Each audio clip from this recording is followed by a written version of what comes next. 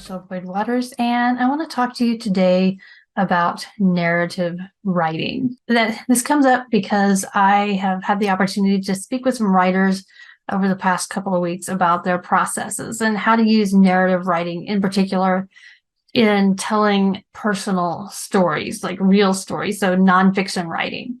A lot of times people think of narrative writing as just fiction, of just making things up and, maybe fantasy and science fiction and what have you.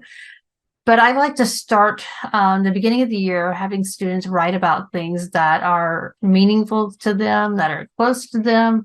They can choose good things, of course. It doesn't have to be something that was bad that happened necessarily, but I like having students talk about things that they know. And so I give them several prompts that they can use in our quick writing time to kind of get them to think about, things that have happened to them or things that they've done or just things that have been meaningful to them that they can write down. And then when we start our narrative writing unit, they can go back to their quick writes and choose the one that they were able to write the most about or that they felt the most connected to and expand or explode that into a longer piece. And so I'm going to show you the unit that I've put together to help you encourage your students to explode the moment with their narrative writing. So I'm going to share my screen very quickly. I'll share one of my screens anyway, because I, of course, always have several. Anyway, you should be able to see the Explode the Moment page here.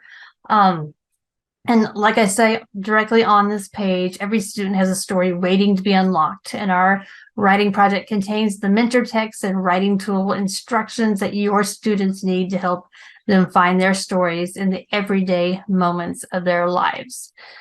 And I scroll down a little bit. A couple of the mentor texts that I have provided were written by, one of them was written by me and one of them was written by a former student. Now, the one I wrote is about the time that I got called to the principal's office as a student. I think it was like the first day of 8th grade. So, of course, immediately, people are wondering, why did you get called to the office? Which you'll have to read the mentor text to find that out. But what I ended up writing about, or I used that trip from the classroom where I was sitting, where I was getting ready for class, and walking across the campus to the office, because we were outside in this portable building for my class. And I used that as a frame for the rest of the story, the rest of the narrative.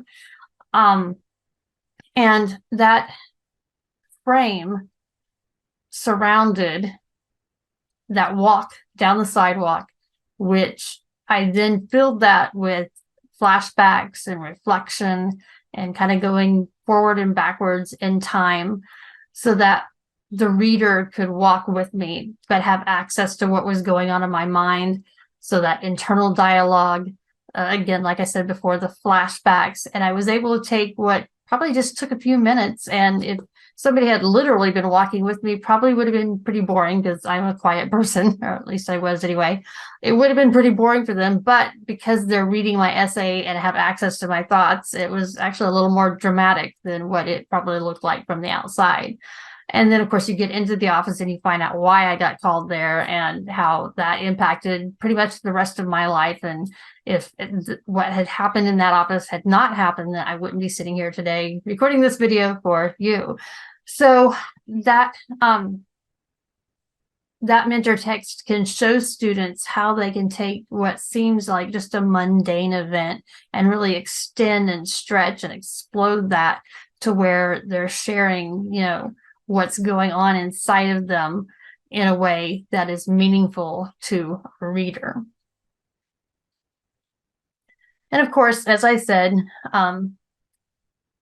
this includes some prompts that this unit includes some prompts that students can respond to, and including the one that I responded to that led me to write that story. And then one of the other mentor texts that I've included is one that was written by a former student, and it's called Best Day Ever. And I'm not going to give you a whole lot of details on that text, but I was really impressed with how the student included imagery and included, those sensory details that were important or relevant to the story. They really set the scene without, going over the top. I know I've told people before that I, have kind of two kinds of students. It's on a spectrum, but there are two kinds. On one end of the scale, there's the student who writes, I was sitting in class. And then you have the other student who writes that, but also includes the color of the walls and the tiles on the floor and, every single person who was in the room and everything that they were talking about. And, you're just like, okay, can we please get to the point? This student really got right to the point with relevant details, dropped me as a reader right into the essay, and then took me through the relevant things, the emotionally important things that happened, shared what was going on in his head and what he was feeling at the time, and then dropped in the surprise at the very end. And I was just super impressed with how he put that together. And so he licensed me to include that text in this unit. So you'll be helping support his writing by purchasing this unit.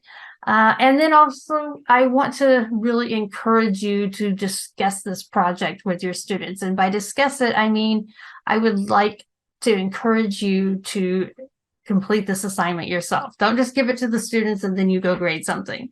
Give this assignment to the students and then give it to yourself. Do all the quick writes with them.